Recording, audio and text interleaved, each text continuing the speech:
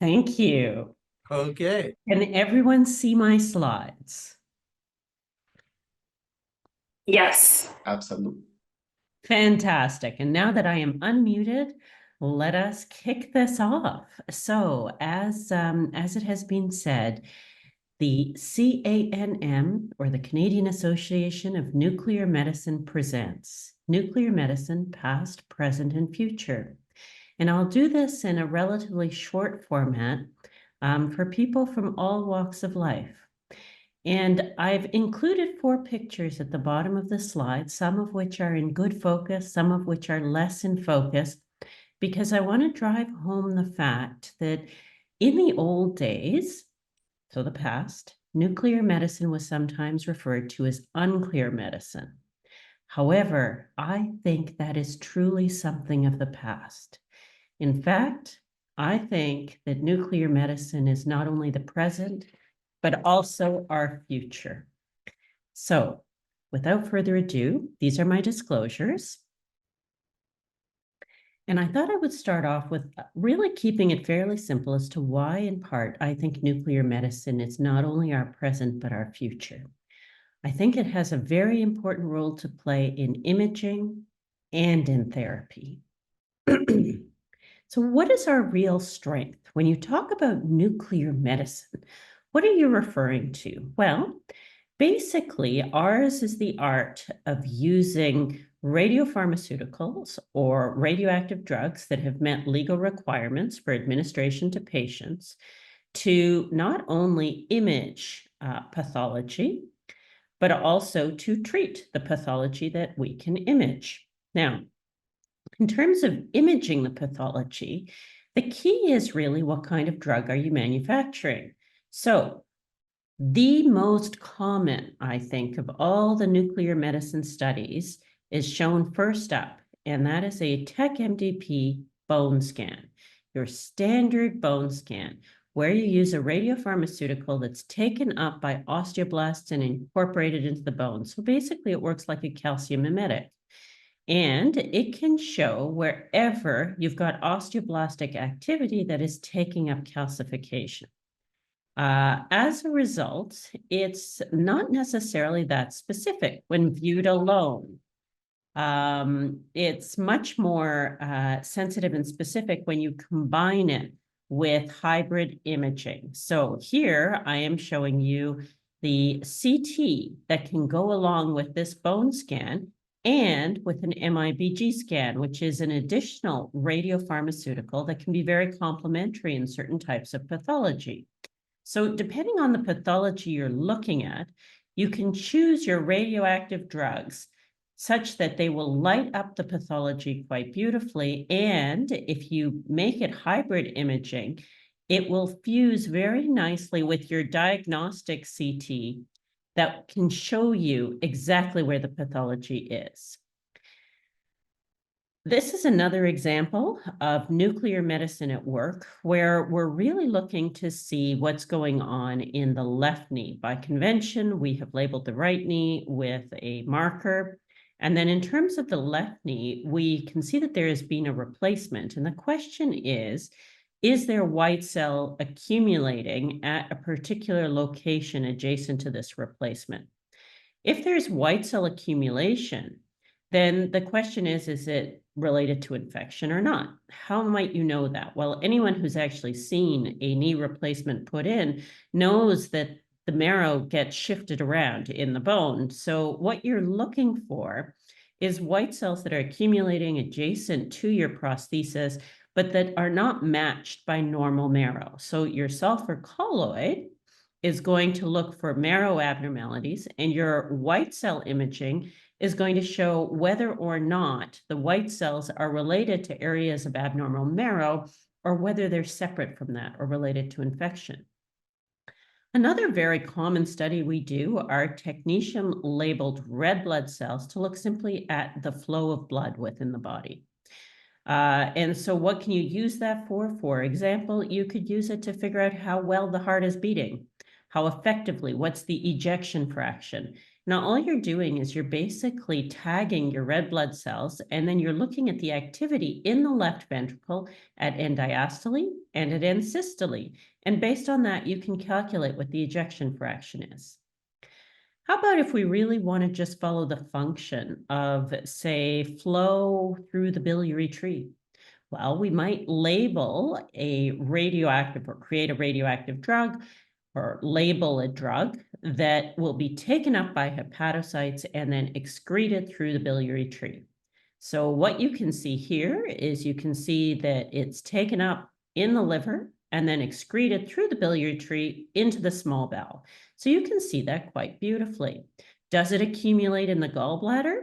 We don't actually see that on these images, which might lead you to worry, could there be a cholecystitis?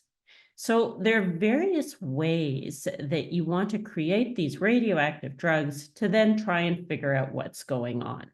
Okay, coming back to the importance of hybrid imaging, and this is where I think the future lies. The imaging from the radioactive drugs alone typically doesn't give you really good anatomy. Most of the radiologic imaging, such as with CTs or MRIs, that what they do is they give you the anatomy. So if you can combine the two, you have a match made in heaven in my books. So I said bone scans. This is an image from a bone scan. Can be quite sensitive, but not necessarily specific. And what I've shown you is effectively uptake in a particular area. You can see based on this imaging alone that it's in the iliac wing. So we can see that there's focal active osteoblastic turnover. It's taking up the radiopharmaceutical, incorporating it into the bone in the iliac wing. We can see it both here and we can see it here. These are the CT images that go with this SPECT CT. So what we're doing is we're doing single photon emission computed tomography. And at the same time, using basically the same camera, we're also acquiring computed tomography. And as a result, we can fuse them very nicely, and we can localize that uptake to exactly where the abnormality is. And we can see that you've actually got a cortical break. But what's interesting is if you blow this up and you look very carefully at the density of that tissue, it turns out to be fat. So even though you have a cortical break here, this is actually a benign intraosseous lipoma, completely benign.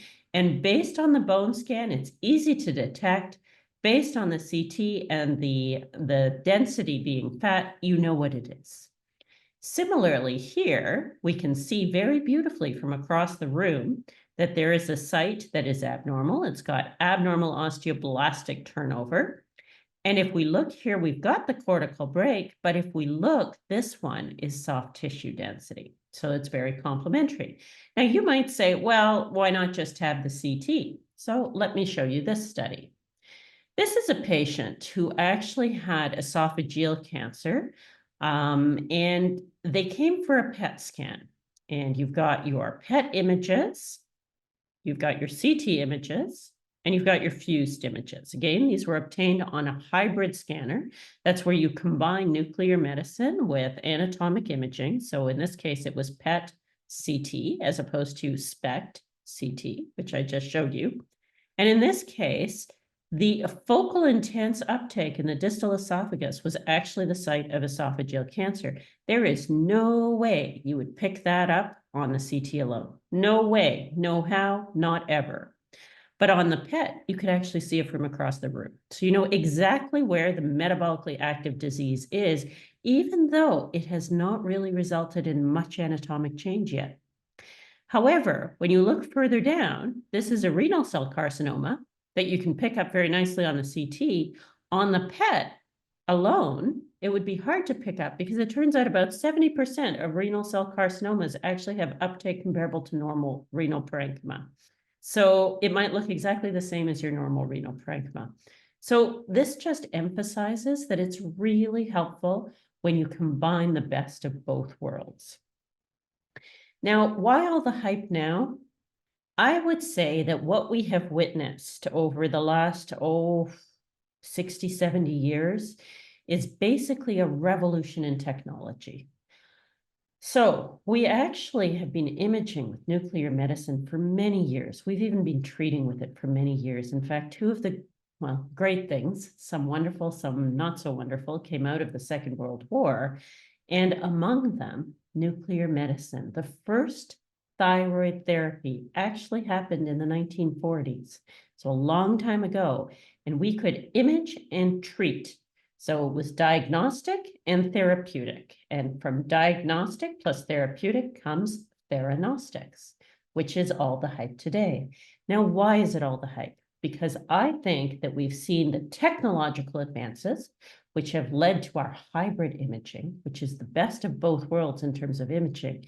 And now what we're watching is the radiochemistry evolution and revolution, which is leading to a proliferation of radioactive drugs for imaging that are phenomenal. Some of these here are old. Sodium fluoride is not a new radiopharmaceutical, but DCFPYL is pretty new. Now, this doesn't follow a metabolic pathway. What it actually follows, it follows a type 2 glycoprotein that happens to be overexpressed on prostate cancer cells. When we talk about metabolic imaging, what we're usually talking about is the good old-fashioned F18 FDG, which is just a radioactive sugar. It turns out that cancer has a sweet tooth. The sweeter the tooth, the nastier the cancer, by and large. So we know that prostate cancer, for example, when it is well-defined, clearly prostate cancer, often will overexpress your type 2 PSMA glycoprotein, which can be targeted with an F18 PSMA targeting agent, such as DCFPYL. 1007 PSMA will also target PSMA, as will gallium PSMA 11. So there are a slew of different radiopharmaceuticals that will target that. When the prostate cancer becomes less well differentiated, less well behaved, harder to actually say that it's definitively prostate cancer, well, then it starts to show increased glucose uptake and it becomes more FDG avid and may show less DCFPYL or PSMA 1007 uptake. So again, if we look back, we have moved so that TEC-MDP was just a calcium mimetic. Sodium fluoride is also a calcium mimetic. This one is imaged with a PET scanner because it's F18. TEC-99M, that's imaged with a SPECT scanner. And if we look at the difference, the issue is one of technological prowess, meaning most of your gamma cameras have resolutions on the order of 1.5 centimeters.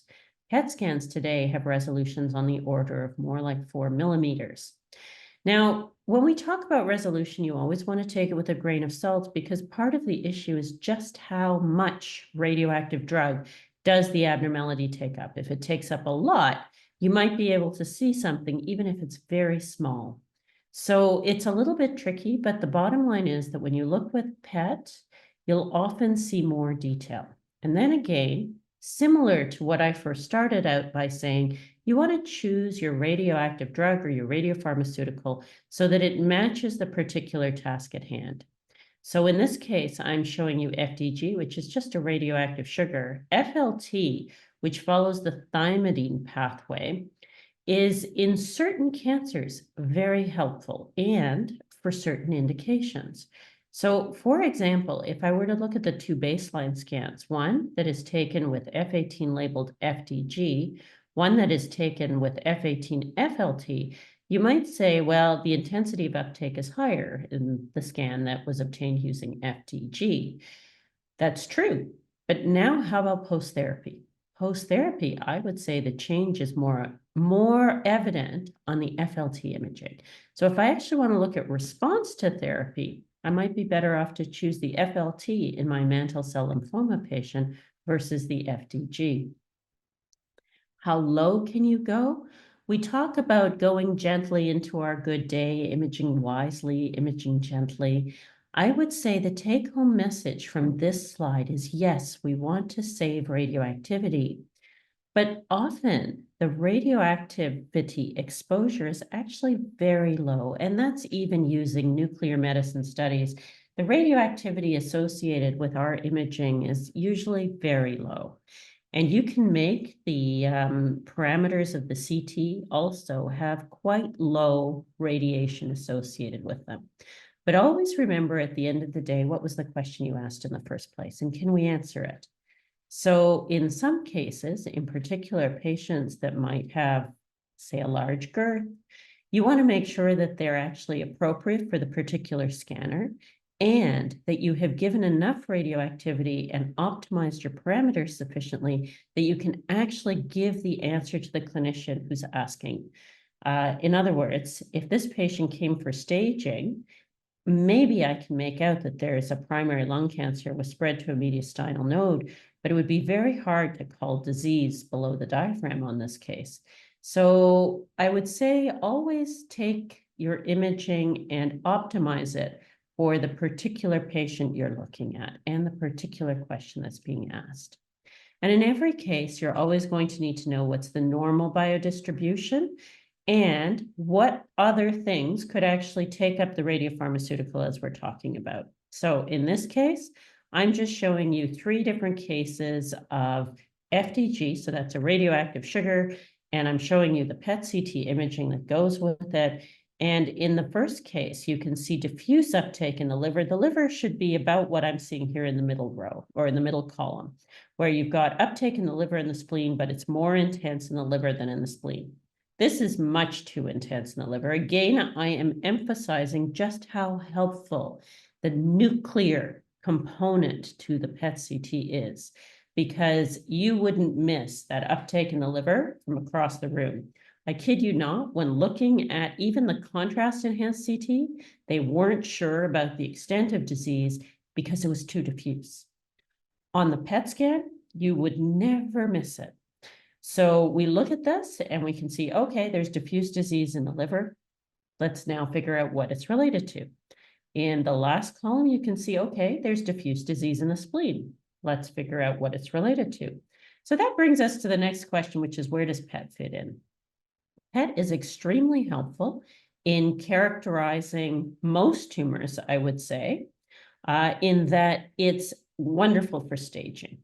So if you know you're dealing with malignancy, you can often see the distant metastases from across the room. You might have to window and level to see small lymph nodes up against a primary, and that's something we always work on because that can be a blind spot for us. But you can almost invariably, it is better for looking at distant metastatic disease spread. The other thing is that by virtue of knowing how intense the uptake is, you usually have a pretty good idea of how aggressive the disease is. So if you have a very mildly avid site of uptake in the lungs, even if it's associated with a lung nodule, chances are it'll be more indolent. Same with lymphoma. Chances are it'll be more indolent. Where you've got intense uptake, chances are you have less time, it's going to be more aggressive. This is not always true, but it's often the case. So ultimately, you really should confirm with pathology. Imaging is another way of looking at things. And the beauty of imaging is that it'll show you the whole body in one fell swoop. Versus pathology, it's very hard to take bits of tissue from all over the body. However, it can guide you based on the intensity of uptake on your FDG PET as to where you want to biopsy to get the most aggressive type of disease. So it's wonderful for M staging, which means looking for distant metastases. It's wonderful for guiding where you want to take your biopsy so that you find the most aggressive site of disease. And it's wonderful for following response to therapy. And to illustrate that, I show you there's a slew of indications in terms of oncology as to where PET fits in. But in terms of seeing the response, if you look at this patient with Ewing sarcoma pre and post therapy, you can again see from across the room that the extent of disease has improved. Now, did everybody lose my PowerPoint? Okay, let me see if I can get that up again.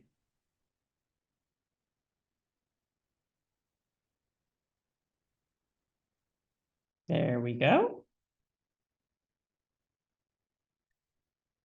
All right. Is it sharing or do I need to reshare? No, it's sharing. Thank you. Thank you. Okay, running straight through here. We can see from across the room. Okay, the response. Again, you want to remember there's always a differential. So in other words, just because something has a sweet tooth doesn't necessarily mean it's cancer. So I'm showing you three different things that are giving rise to increased uptake throughout the spleen. One is just a brisk hemolytic anemia, one is lymphoma, and one is infectious mono. And there's really no way to tell just looking at the splenic activity itself. You want to look at everywhere else in the body, as well as your clinical picture to try and figure it out. I love showing this because what I'm showing you here is simply metabolically active brown fat will have intense uptake. And you can again see it from across the room. The key to remember is that it can hide sites of disease. So for example, this has a small site of malignancy in the lung, which is surrounded by a sea of metabolically active brown fat. Once again, illustrating that the CT plus the PET is very helpful. So here we can see that small nodule, we can see that it's avid, but if you just looked at the PET itself, it would be very hard to tell that is the one site that is malignant. So what can you do about metabolically active brown fat? It was first described in 1551. It's actually present in most people, although it tends to become a little bit less common in children and young thin women. And it becomes less common, as you get older. So as you get older, it's the most common in children and young thin women. How common is it really? I throw that out because it becomes more resistant to being turned on and off as well as you get older. But I think that one of the best ways to combat metabolically active brown fat is you simply turn up the thermostat. So turn up the heat. And by virtue of doing that, you'll often switch from significant uptake to less uptake. And I think this is a wonderful reason for why we should have spas in nuclear medicine departments. Hopefully that will come in the future. In terms of where we are in imaging, and we've talked a little bit about the past. Where are we currently? We're currently not only in the realm of hybrid imaging, not only in the realm of choosing our radiopharmaceuticals wisely, choosing our parameters wisely to actually answer our questions, but also trying to understand the underpinnings of the disease and how the imaging can help us to do this. This was probably the case that got me interested in prostate cancer. And what you can see is you can see a bone scan with diffuse activity, which was related to diffuse osteoblastic turnover in relation to osseous metastatic disease. 6 weeks later of post-therapy, the patient comes back and the bone scan looks effectively normal. So the question was, what was that therapy doing? Was it treating the prostate cancer? Was it maybe treating the osteoblasts themselves? It turned out that it treated both. So in fact, this particular medication dampened the osteoblastic turnover, rendering our bone scans not so good at actually monitoring response to therapy, because the bone scan itself was being treated by the therapy, meaning it wasn't quite as good at detecting the disease because the reaction of the bone to the disease was what was being changed, not necessarily the disease itself. So let's try and understand that a little bit better. If you take a sodium fluoride PET, and as I said, sodium fluoride, just like technetium MDP, those are calcium mimetics. They're taken up by osteoblastic turnover. Osteoblasts get activated by disease. So it forms a reaction to the disease. So what you see here is you see the osteoblastic turnover that is reacting to the disease in the center. So you can actually see it on the FDG scan. What that is that's actually tumor cells themselves taking up radioactive glucose and incorporating it into the tumor cells. So here you actually see the disease in the marrow that is showing uptake. The issue is that well-behaved prostate cancer might not actually take up that much glucose. That might be better imaged with a different radiopharmaceutical. So what the literature shows is that if you do have prostate cancer taking up the radiopharmaceutical, which you did in this case, those patients tend to do worse. So if you've got lots of sodium fluoride activity, that is not a good sign. However, what is more to the point is that the tumor itself is taking up your glucose. Do we have an even better way of imaging this? The answer is yes. We can use PSMA. So we have a new kid on the block in terms of our radioactive drug. This was one of the first patients in Hamilton who was scanned, and the activity went all the way up to the supraclavicular node, and all of the disease above the diaphragm was disease we hadn't noticed before. It was basically lighting up sites of disease all over the place that we didn't know existed in prostate cancer and that were very hard to detect on anatomic imaging alone. So, for example, you can see sites of disease that you could see basically just looking at the PET from across the room. When you looked retrospectively at that CT, you could say maybe it's a little bit lucent. Here, I've shown that the one site that was called equivocal on the CT that could be metastatic disease was actually not taking up the tracer and turned out to be a bone island. Once again, most cancers are a little bit heterogeneous, so it's not surprising that prostate cancer is as well. And in fact, it's a spectrum of disease where in the same patient, you can have prostate cancer that expresses PSMA, and you can have prostate cancer that has more dedifferentiated and is taking up FDG. So what I'm showing you here is every patient had both a PSMA and an FDG PET. And you can see that in some cases, you've got a lot of disease on the PSMA PET with relatively little on the FDG. In other cases, you've got a lot more on the FDG. And usually those patients who had FDG-avid disease, the prognosis was worse. However, if you just wanted to detect sites of prostate cancer and it was relatively well-differentiated prostate cancer, your PSMA PET picked up many more sites of disease.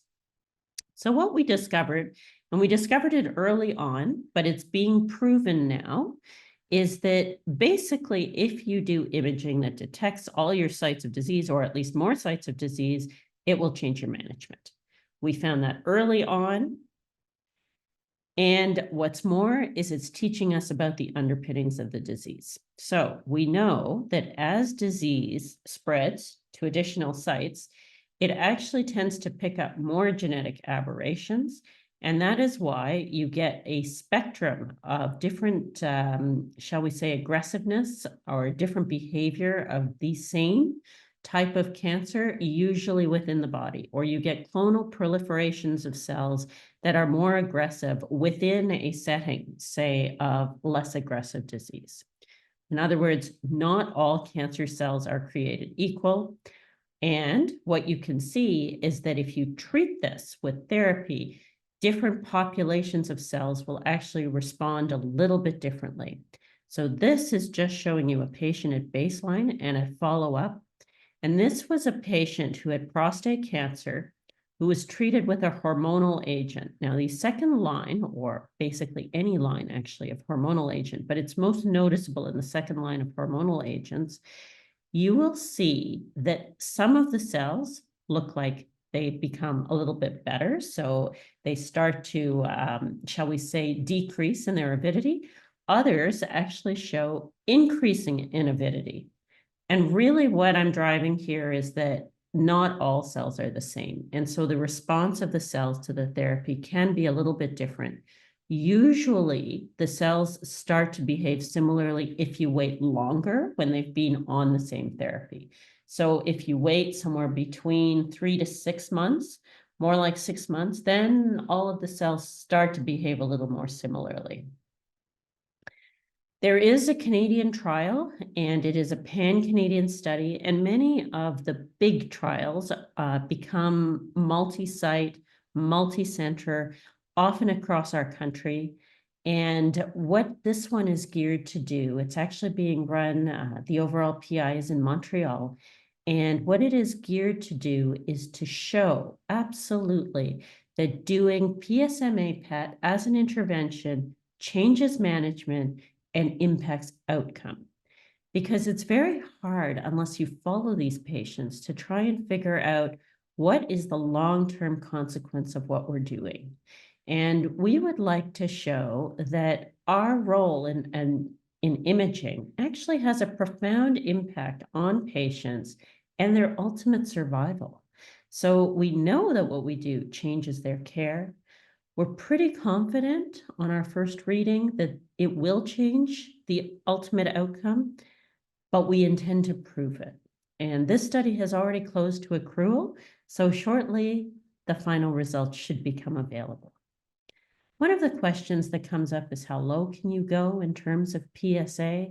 And it turns out that you can actually detect disease on these PET scans when your PSA is incredibly low.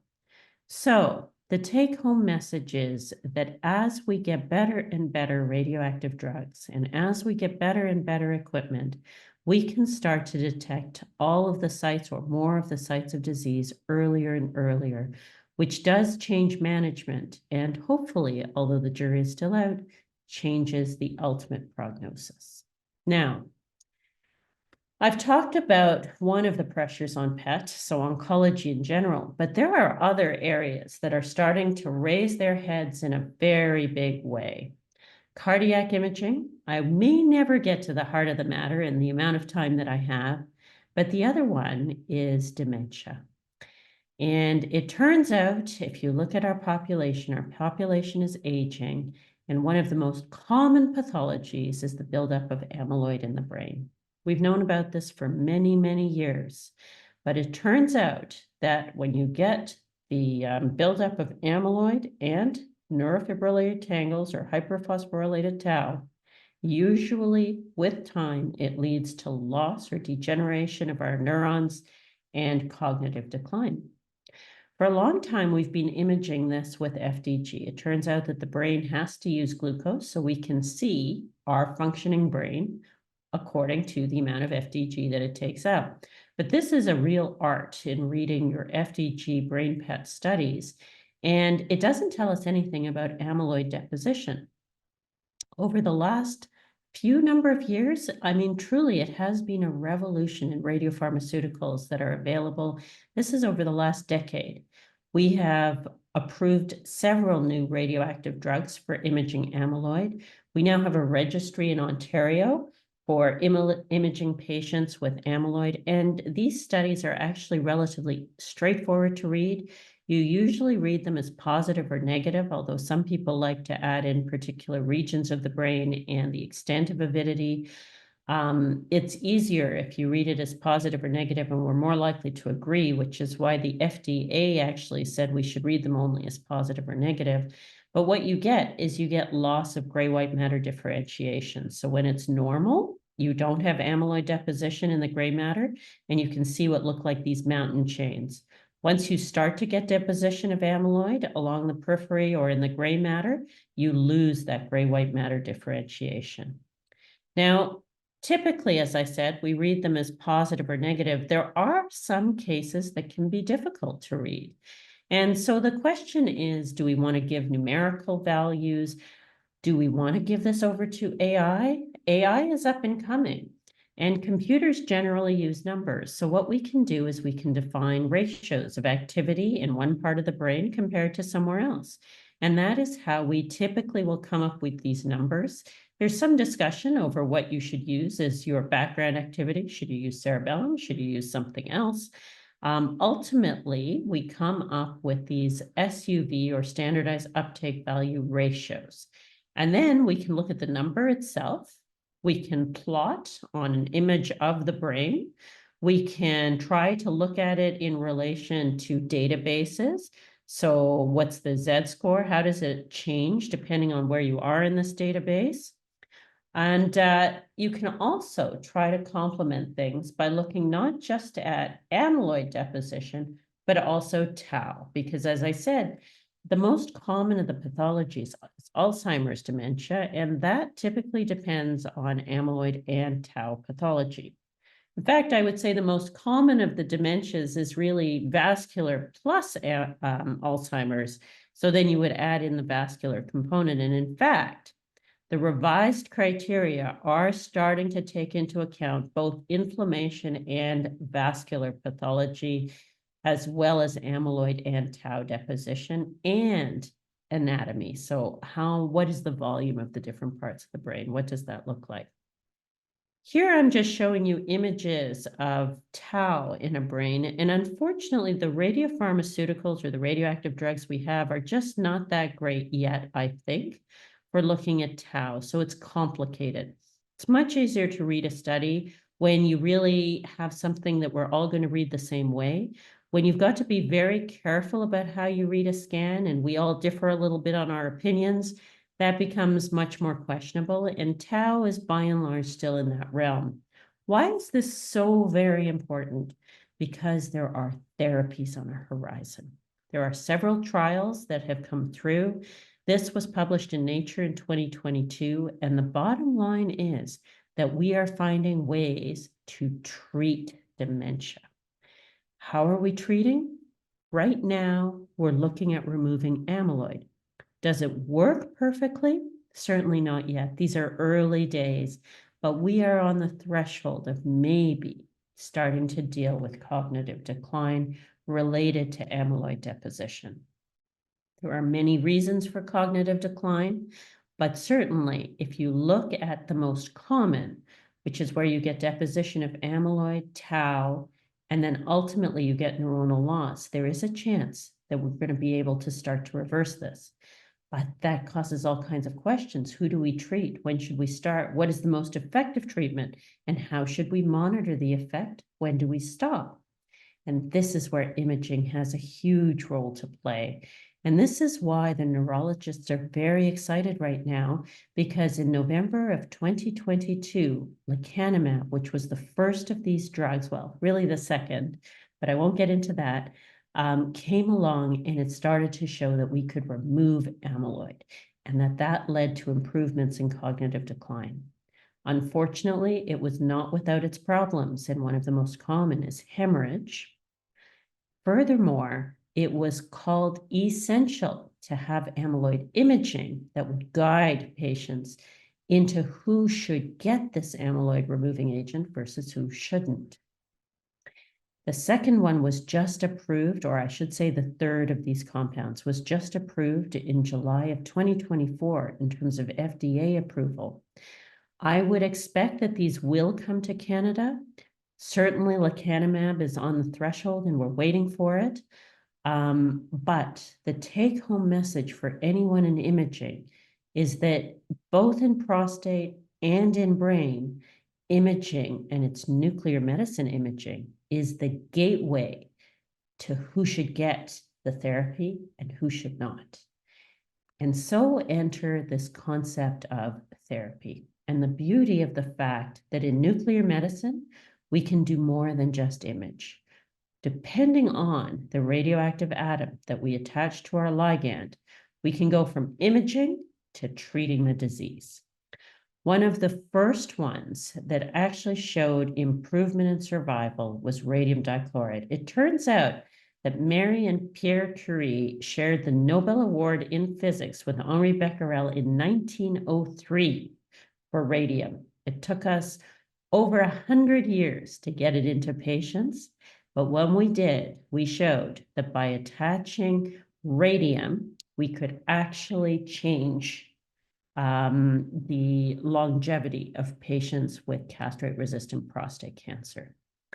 This was the image of the year at the annual meeting of the Society of Nuclear Medicine and Molecular Imaging, and this was one of the first therapies that used lutetium PSMA, where what we did was we swapped out the F-18 for a lutetium, or the gallium-68, for a different radioactive atom, so lutetium, and it emits beta radiation as opposed to imaging, therefore you can treat. And we saw that up to 10% of men who walked into this hospital, this was in Europe, they walked in palliative. They walked out with no disease. That is remarkable. And this was a game changer, not only because of that, but because prostate cancer is so incredibly common. When you think of half the population being men, and of the risk of prostate cancer in those men being almost 100% by the end of life, There is a large percentage of men who may well benefit from radioactive therapy that will treat prostate disease. Pluvicto was Health Canada approved now almost 2 years ago for the indication of men who had received at least one androgen receptor pathway inhibitor and a taxane-based chemotherapy. And the beauty of it is that it was actually a fairly easy therapy to administer. In fact, there were groups that were able to get patients in and out within under 30 minutes for one of these therapies. The issue is that it's very expensive. And this is one of the big hurdles we face, is that radioactive drugs are expensive, particularly those that are useful for therapy. It's similar to when I talked about those drugs that could remove amyloid, or when we look at many of the oncology drugs, they're very expensive. So now it becomes a question, when you have a healthcare system like we do, how do we decide who should get it, who shouldn't get it, what is too expensive, should patients pay out of pocket or not? No matter where you go with this, imaging has a huge role to play. And if you can image and then treat exactly what you see, you're way ahead in this game of things. So when we look at the last 10 years, I said it's been a phenomenal decade in the realm of nuclear medicine. These are just a few of the big clinical trials that have impacted us. Alsimca came out in 2013, was published in the New England Journal of Medicine. That brought us radium dichloride. The NETTER-1 trial was published in 2017. That brought us lutetium dotatate for neuroendocrine tumors. The VISION trial was published in 2021. That brought us lutetium PSMA 617. In all cases, you like imaging, preferably before and after. This was for radium. More importantly, I would say, when you start looking at therapies like dotatate or PSMA, the imaging really becomes truly key, because you want to see that you've got disease and that you can target specifically that disease. Now, it's interesting, if you give patients a large dose of radioactivity, you really can image them with gamma cameras as well. And people will say that you can actually see where that treatment is going and how well it is working. And so you could follow these patients using SPECT or gamma cameras. Not only that, but you can tailor the amount of radioactivity you give them so that you achieve maximal effect with minimal toxicity. Because as you treat the tumor, you have less tumor to take up the radioactive drug, and more of it will go to the normal tissues. So in fact, if you tailor your dosing, you can have the best of all worlds again. And this is just showing you a gentleman who had a PSMA therapy about 2 years ago now, who was completely without disease. The PSA dropped like a rock, and he's still disease-free. And this is now 2 years out from that. You have about 2 minutes. Okay, I will end the way I began, which is that as we develop more radioactive drugs, we get more theranostic pairs. So FAPI is the new kid on the block. We can target both disease to treat as well as therapeutic types by simply changing out the radioactive drug. The therapy itself is easy, meaning you have no specific patient preparation. The amount you can see is enormous. And to end with the heart of the matter, nothing is perfect, meaning you often will see uptake at sites of inflammation as well as disease. So it's important to pick your radioactive drug wisely and to actually understand what's the task at hand. So where are we? We would like to identify those patients who will benefit from therapy, provide our therapy, manage our toxicity, maintain our regulatory compliance, and our safety. What does this require? Education, communication, preparation and backup, access to imaging space, radiopharmaceuticals, and personnel. And we need a robust supply of these radiopharmaceuticals. Of course, we need time, money, administrative support, and a pan-Canadian approach with quality assurance, which I think is a role that the CANM is really helping us with. So where are we going? I would say the past has been impressive. The present is really exciting. And in terms of the future, the sky is the limit. So make a wish, and I hope it comes true. Over to you. Okay, Catherine, thank you so much for this presentation. Well done in a short period of time, and you touched a lot of information. We do have some questions. Some of our bread and butter types, and some are more philosophical. So let's do some of the bread and butter ones. With X-ray dye, there's a possibility of having allergic reactions. Do I have to advise my patients on any type of allergic reaction that a nuclear medicine procedure may entail? I would say generally no. Can you get allergic reactions? There's always a possibility, but the risk of it with radioactive drugs is exceedingly rare, exceedingly low. I would say I've seen one in 20 years. It is that uncommon. And the one that I saw was managed just fine with Benadryl. We call them in the vernacular tracers because we give such a small amount. And that may be partially why you almost never see reactions to them. Okay, good. Second question is whether you're dealing with therapy or diagnostic medical isotopes, the patient is radioactive. What do you have to advise the patient on specific type of safety precautions to follow at home or going, etc.? What is the risk to the people around them? So in general, the risk is very low. Now, it depends exactly what you're doing it for. Are you doing it for detection of disease or are you doing it for therapy? When it's detection of disease, you almost never have to worry. When it's therapy, you give a fairly high dose, and depending on the therapy, you might want to worry a little bit more or a little bit less. And we usually give the safety precautions to the patient so everybody is well aware of what you might worry about. In general, as a rule of thumb, people tend to be radioactive for the first half-life of the radioactive drug. But again, how far and how much? I would say if it's diagnostic, I generally would not worry at all.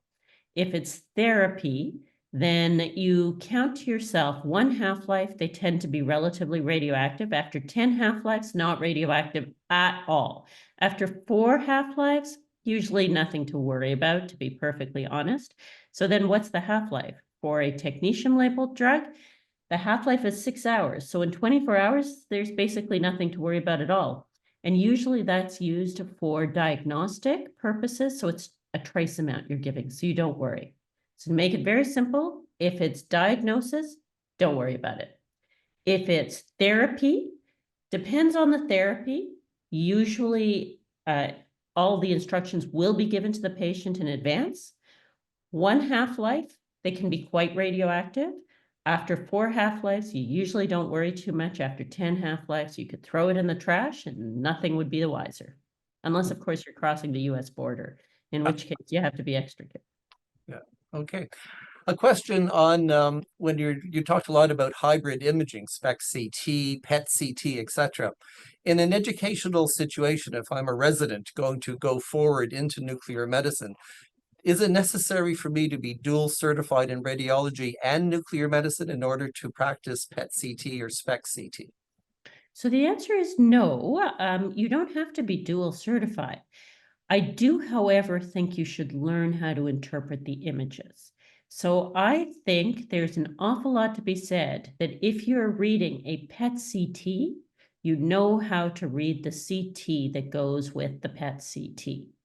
When you have to get somebody else to read half of your image, that takes away from the marriage of what it's all about. So do you need certification in radiology? My answer would be no. Do you need training in how to read CT? If you're going to read PET-CT, my answer would be yes. Okay, good. A question on when you're talking about lutetium and treatment. When do you think that would be readily available across Canada as compared to just the clinical trials that we're looking at? So the issue is one of reimbursement and funding. You know, there's more than just Health Canada approval for these drugs. You have to meet regulatory requirements. You have to be safe. You have to be beneficial for the patients, but then you also have to pay for the drug. And it's the payment when it comes to lutetium PSMA that is slowing us down, I believe, because it's very expensive. And our healthcare system really would like to make it that we can give everybody access when they meet the criteria. But when you have things that are expensive, it becomes a question. How do you do it? And this discussion has been ongoing. I'm really hoping that we can find a solution for it. Some people say that it may become a question that people will have to pay out of pocket at least a portion. I don't know. Right now, the jury is still out. And the bottom line is that in oncology, many medications are expensive, and the oncology drugs are expensive as well.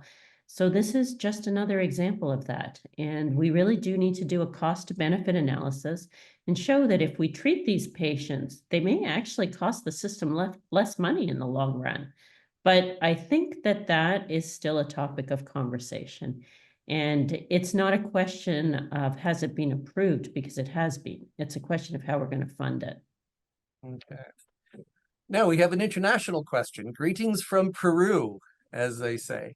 The question is, I would like to know your experience with FAPI in the diagnosis with F18 or gallium and treatment with lutetium. Where does FAPI play a role in this, basically? So FAPI, I believe, is still in the realm of research, but it's coming. I suspect it'll be one of the next big players on the block. It's going to be very helpful in certain types of cancer and in certain types of disease spread. So for example, serosal deposits associated with ovarian cancer, it's very helpful. Some brain cancers, it can be very helpful for. Some gastrointestinal tract cancers, lung cancer, breast cancer. There are a number of cancers that have been shown to take up or express FAP, and therefore FAPI will target it. It's just another type 2 transmembrane protein, much like PSMA. And then if you image, you can image with an F18 labeled FAPI or a gallium labeled FAPI.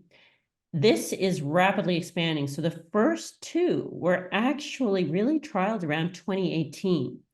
Now they're up to much more advanced versions of it. And in fact, I believe FAP74 is one of the ones that we were looking at in Hamilton, because the idea was that right now it's used with F18 typically, but could we maybe label it with technetium? So you could actually image it with a SPECT camera instead of with a PET camera, which would give access to a larger group of people. It's also able to swap that out with a lutetium then, or the usual suspects, yttrium, lutetium, actinium potentially. And so, yes, will it become a useful theranostic pair? I would say the answer is unequivocally yes. Where will it be used? I think we're still working on that. And really, if you look at clinical trials on this, they're still pretty early phase in terms of the theranostic side of things. Okay, good. We have three more questions, getting more towards the philosophical, if you want, and one technical. So let's do some philosophical. With the potential increase in demand for therapy coming down the pipeline, and with the shortage of technologists and physicians in the presence, how are patients going to get access to this with the shortage of technologists and physicians in Canada? So I would say that in the tale or in the fate of man, there is always an ebb and a flow. Sometimes it can take longer, but in this era, we can see what is coming. And I would expect that you're going to start seeing more people get interested in nuclear medicine, more people coming into the field, both technologists and physicians, to meet the demand. In the short term, I think it may prove to be very challenging. In the long term, I can see this becoming a true growth area and an area that will be amazing. In the short run, I think it's going to be tricky, but I think those problems are going to be tricky across the board. It's like, how do you deal with nursing shortages? Well, we're talking about a new nursing school being opened up, right? There are new medical schools being opened up. This is a change that is just coming. Usually the transition periods are hard, and I think we're in for a hard run. But I think that in the long run, if we play our cards right, we'll be in a wonderful place. So just hang in there. Okay. Another philosophical question dealing with public-private partnerships. Is there a role in that in helping to increase patient access to both diagnostics and therapy? So this Your is a thoughts on tricky that? one. I would say probably the answer is yes, but exactly how, I'm not sure. So meaning, if we can find a common ground, then it can all work. I think the Canadian mentality is that we think there should be access to health for all. I think that as long as we adopt that, then we have to figure out how to fund it. And we have to figure out if there's some way of channeling funds to enable everyone to have access to this. Now, do I think there's therefore a role to play? My answer would be probably yes, because it's all a question of how you get the money from one place to another to fund everything. However, the mechanism of getting the money from one place to another is very complicated, and I don't think I know the answer. I do, however, think that, people have made charitable donations for a long time, and that's how we got some of our greatest equipment. I certainly know that a charitable donation was responsible for one of the SPECT-CT scanners we have. The question is just how you fund this on the large scale. I would say I don't have the answer for you at this time. Okay. Last question now. This is a question on clarification dealing with the dementia presentation of your lecture here. Regards to imaging vascular pathology for patients with dementia. Can you comment on which imaging tracer would be best used for this purpose? So more of a clarification question. So for vascular pathology, it's tricky. In fact, in Canada, we've got a little bit of an edge because we use HMPAO or ECD, and those are perfusion agents. So we actually do a lot of SPECT imaging for brain imaging, and that shows vascularity. I would say MRI is also extremely useful. So this is one where multimodality imaging is very helpful. You use more than one tracer and you combine it with anatomic imaging. Typically, when you're looking at the brain, it's MRI. Do we have an absolute silver bullet here? The answer is no. Do I think that patients with dementia or suspected, shall we say, clinical findings that suggest they could be a candidate for this type of therapy should have both an MRI and an amyloid PET and possibly down the road additional imaging? The answer is yes. Right now, I think we're probably sitting at MRIs plus amyloid PET as being the gatekeepers. And those two imaging modalities can show us vascular as well as amyloid and neuronal volumes and whatnot. Great. Well, that's the end of the questions. We do have a second small presentation on MorePETs. Katherine, thank you very much. Well done. Well done. Thank you. And thank you all for tuning in. So I'm going to share my screen. So I'm Victoria and I'm from the MorePETs Coalition. I just have a